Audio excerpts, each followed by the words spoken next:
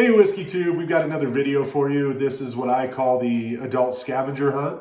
So we're going to talk about some some bottles that we found and or traded for. So first bottle I'm going to start with is the Prideful Goat.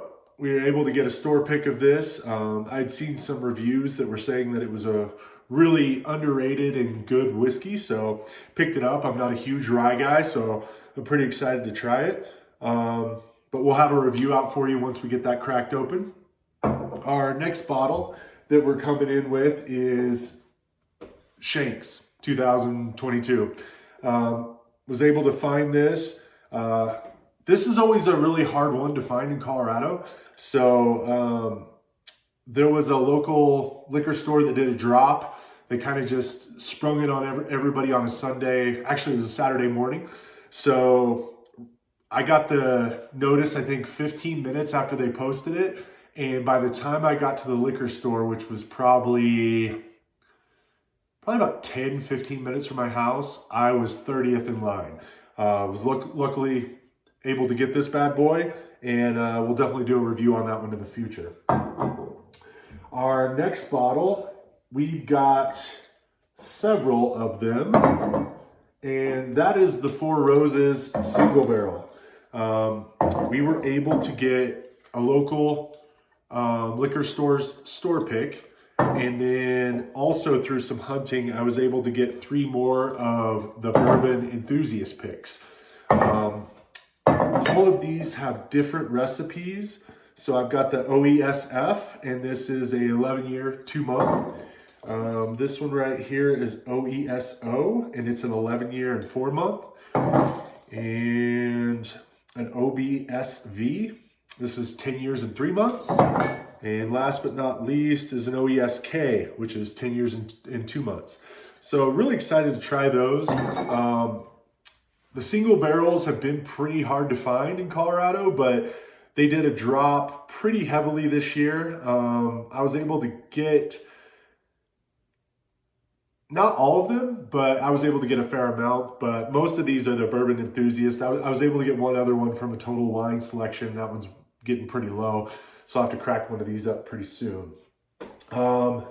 Next we have Weller Antique. I actually got this in a trade with one of my friends. I had an old FAE 01 that he wanted to try, and I haven't been able to find a Weller 107 in our area for quite a while. I think it's been 2 years since I found one.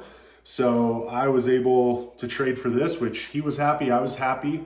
He's got family out in Ohio, so you know Ohio gets these pretty regularly. So yeah, was able to get this, and we're both happy. Next one was Michter's Sour Mash. This is the toasted barrel, the sour mash finish, and it's pretty low in proof, so I'm kind of on the fence with that one, but excited to try it. So we'll definitely do a review on the channel. But I missed out when the initial drop hit. I was actually out of town. Came back, and one of my local stores actually got 3 in, so I was able to get one. So I was pretty happy about that because I looked pretty hard for this one. Next is what I call one of my unicorns. I tried to find this bottle for probably 2 years. Was able to get one last year during allocation season, and then when they did the new release this year, I was able to get a second. So this is the Michter's 10 Rye. This is one of those bottles that's really, really expensive. I think the MSRP is in that 150 range, but I truly love this bottle. It's really special to me.